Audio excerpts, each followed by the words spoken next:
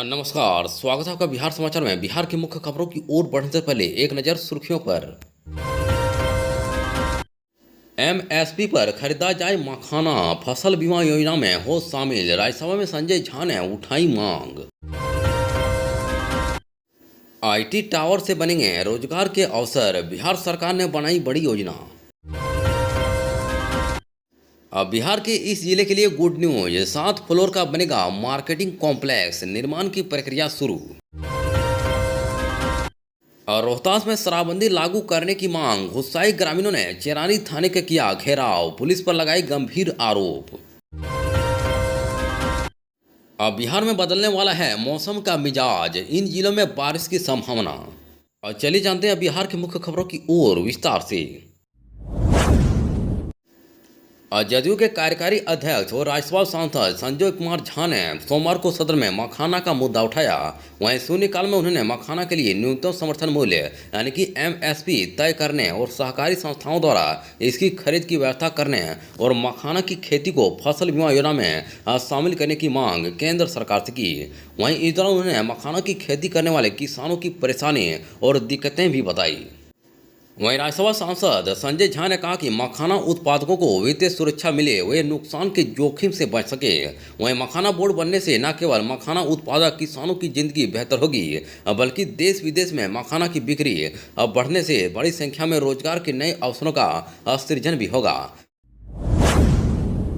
अब बिहार में मौसम का मिजाज बदलते देखा जा रहा है। वहीं बिहार के अलग अलग जिलों में अलग अलग तरह के मौसम का असर दिख रहा है। वहीं ऐसे में पटना मौसम विज्ञान केंद्र के अनुसार राज्य के पश्चिमी चंपारण और गोपालगंज जिले में हल्की बारिश दर्ज की गई। वहीं इसके अलावा अन्य जिलों में भी बादल छाए रहे और ठंडी हवाएं चली। वहीं पिछले कुछ दिनों से तापमान में तेजी दिख रही है, लेकिन बारिश और बादल छाए रहने की वजह से गर्मी से राहत मिली है। वहीं मौसम विभाग की ओर से सूचित किया गया कि 20 से 22 मार्च के बीच राज्य में बारिश होने की संभावना है। वहीं इस दौरान हल्के से मध्यम बारिश हो सकती है। वहीं मौसम विभाग ने लोगों से सावधानी बरतने की अपील की है। वहीं बारिश के साथ साथ कुछ इलाकों में तेज हवाएं भी चल सकती है, जिससे तापमान में गिरावट होगी। वहीं कई जगह अधिकतम तापमान 40 डिग्री सेल्सियस तक पहुंच सकता है, जिससे लोग गर्मी और उमस से परेशान हो गए थे। लेकिन अब बारिश और रेनफॉल एक्टिविटी की वजह से तापमान में गिरावट दर्ज की गई है। वहीं अगले 2 दिनों में तापमान में 1 से 2 डिग्री सेल्सियस तक कमी आने की संभावना है। हालांकि इसके बाद फिर से गर्मी बढ़ सकती है, लेकिन अभी के लिए लोगों को राहत मिलने वाली है। और रोहतास जिले के चेनारी से शराबबंदी की मांग को लेकर एक बड़ी खबर सामने आई है। वहीं देवडी पंचायत में खुलेआम शराब की बिक्री और निर्माण के खिलाफ युवाओं का एक समूह विरोध प्रदर्शन करते हुए चेनारी थाना पहुंचा। वहीं प्रदर्शनकारियों ने शराब पर पूरी तरह से प्रतिबंध लगाने की मांग करते हुए जमकर नारेबाजी की। वहीं ग्रामीणों का कहना है कि देवडी गांव में देसी शराब की बिक्री बेधड़क हो रही है, जिससे खासकर युवा पीढ़ी प्रभावित हो रही है। वहीं कई लोग यहां अवैध रूप से शराब बना और बेच रहे हैं। वहीं स्थानीय लोगों ने कई बार इसकी शिकायत भी की, लेकिन अब तक कोई ठोस कार्रवाई नहीं मिली है। दरअसल पुलिस के पहुंचते ही अवैध शराब कारोबारी अब फरार हो जाते हैं। वहीं लोगों का कहना है कि मुख्यमंत्री नीतीश कुमार ने 9 साल पहले बिहार में पूर्ण शराबबंदी लागू की, जिसके कई फायदे देखने को मिले।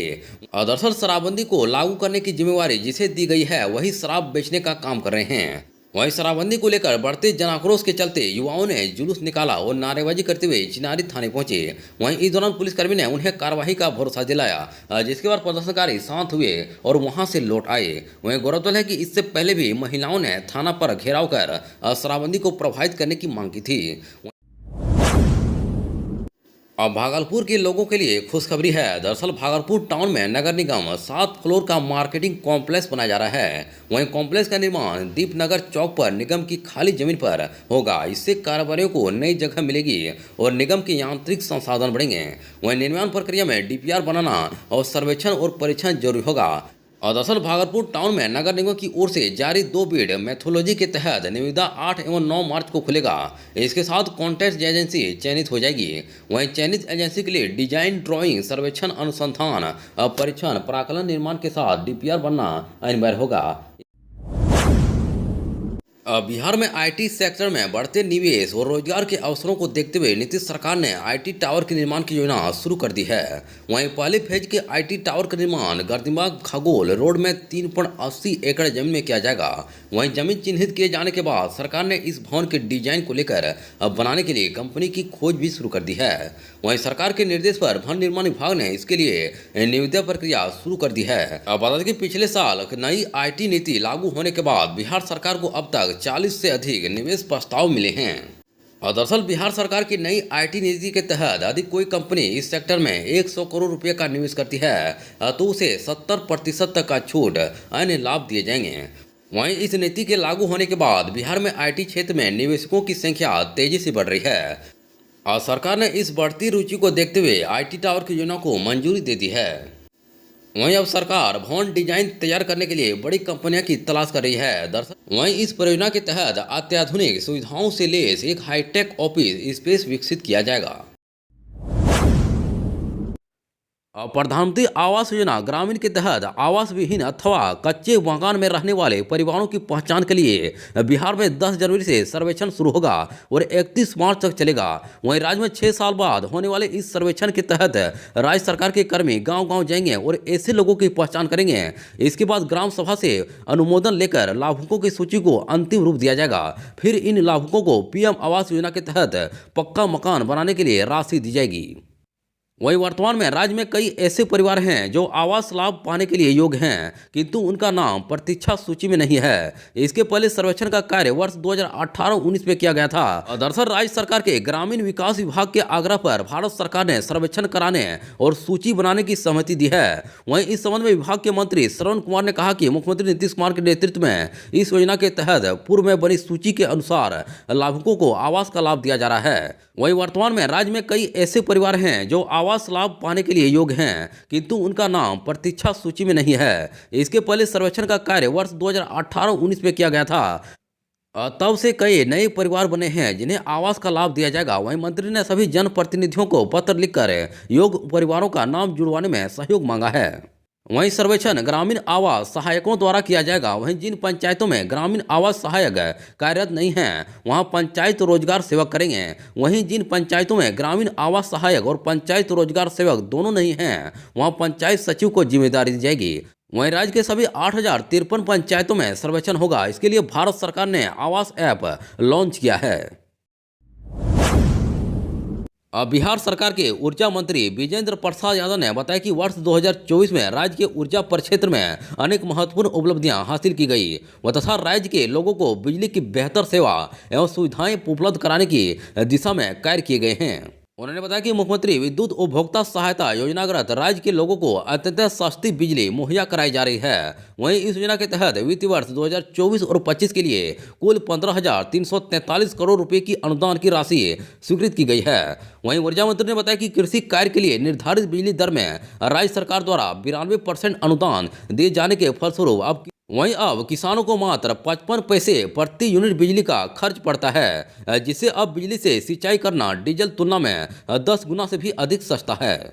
दरअसल मुख्यमंत्री कृषि विद्युत संबंध योजना के अंतर्गत राज्य के किसानों को निःशुल्क बिजली कनेक्शन दी जा रही है। वहीं वित्त वर्ष 2024 और 25 में कुल 1.50 लाख कृषि विद्युत संबंध के लक्ष्य को माह दिसंबर 2024 में ही पूर्ण कर लिया गया है। वहीं विजेंद्र यादव ने बताया कि हमारी सर्वोच्च प्राथमिकता हर खेत तक सिंचाई का पानी पहुंचाना है। वहीं किसानों को निःशुल्क कृषि संबंध दिए जाने के निर्धारित लक्ष्य को समय से पहले पूरा कर लेने हेतु रणनीति बनाई जा रही है। इसके साथ ही अलग कृषि फीडरों का भी निर्माण तेजी से किया जा रहा है और साथ ही कृषि फीडरों का सोलराइजेशन कार्य भी वर्ष 2025 के महत्वपूर्ण लक्ष्यों में से एक है।